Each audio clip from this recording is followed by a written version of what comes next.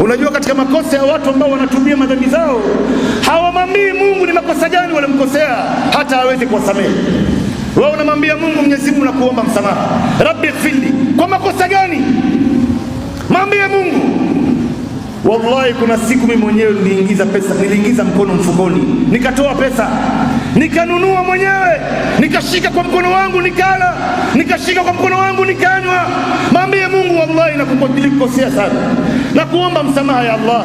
Mimi mwenyewe nilivua nguo yangu mwenyewe, nikafanya kitendo mwenyewe ya Allah, bila mtu yote kunishurutisha. Taja madhambi ambayo umekosea Mungu.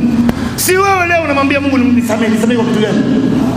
Mwambie Mwenyezi Mungu, kwa kweli nilijiingiza kwenye biashara ya riba, nikatangaza vita na wewe, mimi leo nayajutia sana hayo. Mwenyezi Mungu, mimi nimecheza kamari miaka nyingi sana, kuanzia sasa nimewacha. Mwenyezi Mungu, nilikuwa najihusisha na mambo ya muziki, nilikuwa nikitafuna miraa, nikinywa pombe, nikienda kwa waganga, leo nimewacha ya Allah, na kuomba unisamehe. Hii ndio maana ya tauba. Hii ndio maana ya toba, ndugu zangu. Na ikiwa kuna haki ya mtu ambaye umewahi kumfanyia mabaya hapa duniani, umewahi kumuibia mtu, umewahi kumfanyia mtu khiana, umewahi kumharibia mtu jina, umewahi kumdhulumu mtu, ikiwa wewe kumrudishia haki yake haitoleta madhara, basi ni bora urudishe haki za watu, ndugu zangu.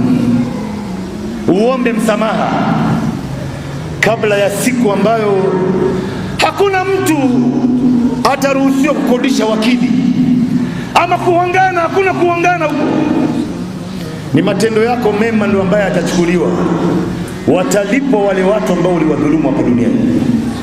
Ikiwa haya matendo yamekwisha na bado unadaiwa yale maovu yao, sasa utatupiwa wewe na utatupwa ndani ya moto wa jahannam. Utatupwa ndani ya moto wa jahannam. Wewe fikiri ndugu yangu, hizi swala zote ambazo tumeziswali sisi, miaka mingapi umekuwa ukiswali wewe na mimi? Leo tumefunga Ramadhani ngapi? Mtu amekwenda haji, amejenga msikiti, umetoa zaka kiasi gani, sadaka kiasi gani, umefunga saumu ya sunna kiasi gani? Yote haya yatakuja kuchukuliwa na watu wengine, kwa sababu kuna makosa uliokosea mahali.